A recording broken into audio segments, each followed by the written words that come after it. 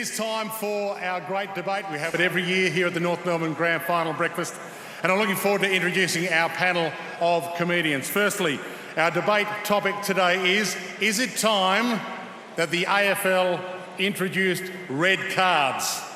That is our topic for the great debate. On the affirmative, the four will be Michael Chamberlin and Anne Edmonds. Please put your hands together for Michael and Anne, if you can, please. And against will be Dilruk, Jayasinha and Titus OReilly. Please put your hands together for Dilruk and Titus. And to make sure it runs to time, a man who's never run to time in his life, please welcome back the five-time superstar Dermot Brereton as our mediator. Take it away, Derm. Thank you very much, Dwayne. And we give 90 seconds to each of the debaters. It will be concluded with my ringing of the bell. And at the end, the decision will be final, complete, and it is all my decision. Any correspondence entered into will be dealt with some red card action. So, the arguments for the red card in our game to start. Michael Chamberlin, your time starts now. Thank you. Yeah. Yes, my name is Michael Chamberlin. I'm the co-host of the Junk Time AFL podcast, and I want to make it absolutely clear, I only say that because I want to give the podcast a plug on TV. Yes, the AFL should introduce red cards not just on the field, but in all aspects of AFL life. For example, if you're a commentator and use the phrase boy oh boy and or wowee, red card. If you bring a cheese platter to the game, red card. If you recruit Ty Vickery, red card. The fact that the elephant at Arden Street has not yet been made a legend of the AFL Hall of Fame, red card. The fact that Zach Dawson was not a NAB mini legend in that commercial this year, red card. If you ever touch a man's wallet or wife, obviously, red card. If you ever booed Adam Goods, red card. If you don't think the AFL support of the Yes campaign is fantastic, red card.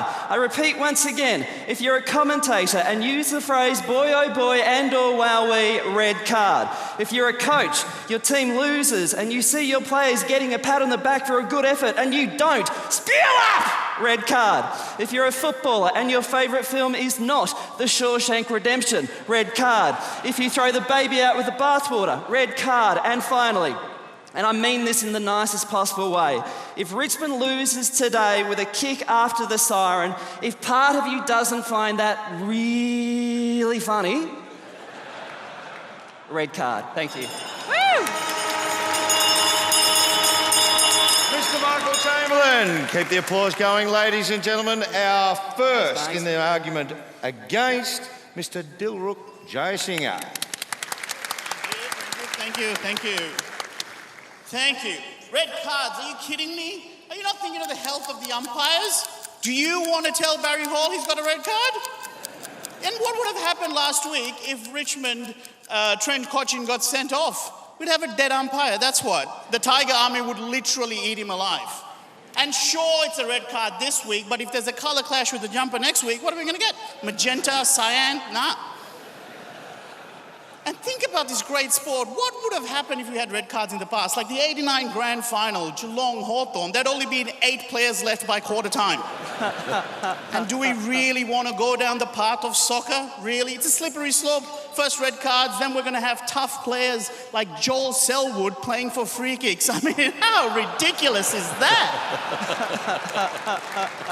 But most importantly, personally, before is what I love about this sport. It's what made me get into it, because I immigrated from Sri Lanka in 2004, and that year's grand final was the first ever AFL game I saw. And oh boy, seeing Alistair Lynch just go to town on Wakelin made me go, this is the best sport ever. If not for that, if that were red cards, I would have never seen that. I would have never supported AFL. I would have never ended up barracking for Hawthorn and seen them win 1, 2, 3, 4 premierships. And I know a lot of you want to belt me right now, and you can do that without a red card. Assault charge, sure, but not a pathetic red card. Thank you. Dilruk Jayasinha, ladies and gentlemen. Next, third debater for us in the argument for. And Edmonds, please put your hands together, ladies and gentlemen. Hi, everybody. I have 3 words for you, and those 3 words are Mark Jacko Jackson. A man notorious for dust-ups and knockouts, in 1981, after famously decking Ronnie Andrews, he threw beer cans at Essendon football supporters over the fence, of which I'm one. I was 3 years old at the time, and I still get triggered by VP cans flying through the air. Traumatised. It's the sort of thing that could lead to, I don't know, drug abuse. But I have to agree with Michael. Imagine if he had been sent from the field and out of the game permanently. Imagine what we would have been spared. For starters, his #1 hit in 1985. And I'm going to see who we've got in the room tonight. I'm an individual. Red card to you all. A bloody individual, you can't fool me. But in addition to that, his second hit, lesser known, which was called Me Brain Hurts. And I'm going to read the lyrics of this song, and then at the end we'll all decide by a round of applause whether he deserved a red card. Me brain hurts, me noggin's on the blink. Me brain hurts, it's driving me to drink. And it gets worse when I start to think that I'm going to have to just get by with my body. Ladies and gentlemen, red card? Thank you very much.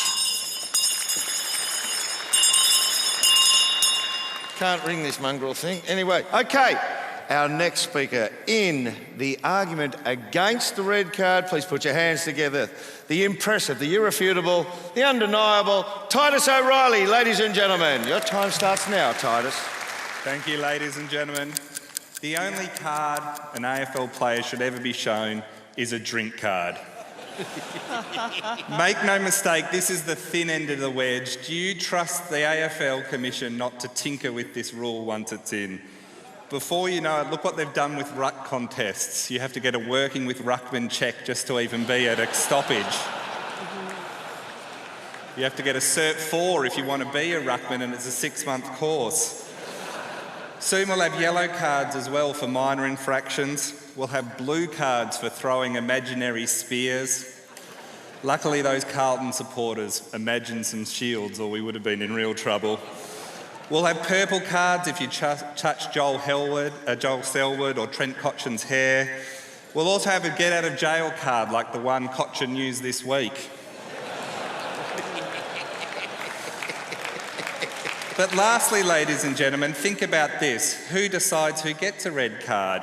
One thing that unites us all as fans across every club, even the GWS fan agrees with this. And I know this because I asked Gillan before I came out. Ladies and gentlemen, the umpires decide who gets a red card. And I ask you this, would you want to give Razor Ray the ability to send off one of your players in a grand final? I rest my case. Thank you, ladies and gentlemen. Although they completed and competed with a very viable argument, the winners are the against the red card. To my left, Dilruk and Titus OReilly.